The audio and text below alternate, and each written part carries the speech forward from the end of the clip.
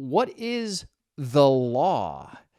As you read both the Old Testament and New Testament, the law is referred to a great deal, especially in the New Testament, because one of the tensions that exists is that the New Testament, salvation came to the Jews through the Jews. So these are all Jews that were following the law, and then these people who were Gentiles, which is just simply somebody who is not a Jew, started becoming saved, and this question came up, do they have to follow the law as well? So what is the law?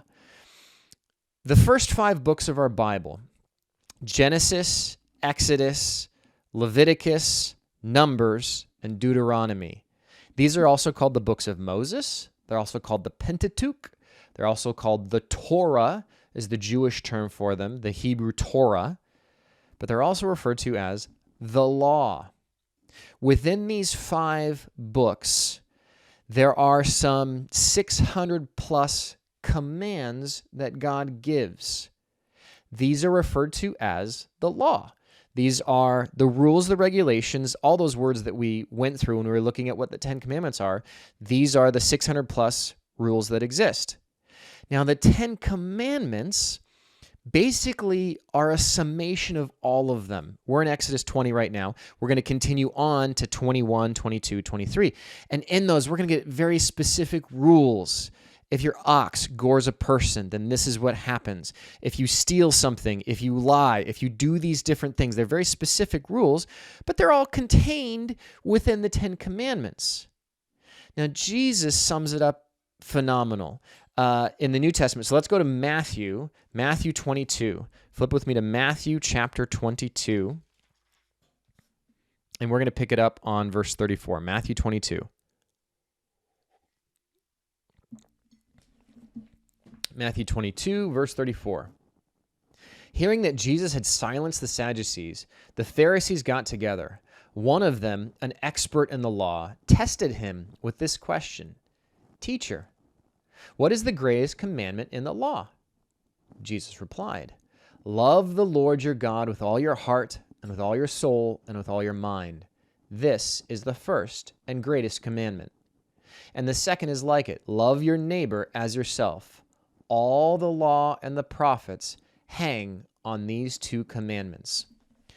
So you have the law, which is the 600 plus rules contained in the Pentateuch, contained in the Torah.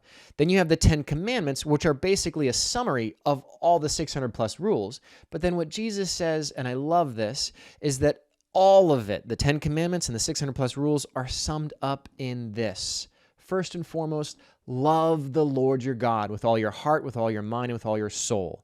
That basically sums up those first 4 commandments that are related between us and God. Have no other gods. Have no idols.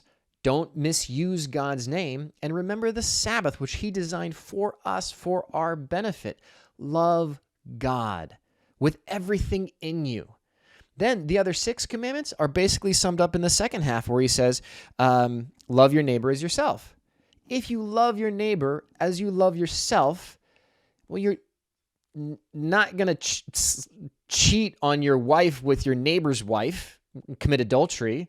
You're also not going to covet what they have. You're not going to give false testimony. You're not going to lie. You're certainly not going to murder them.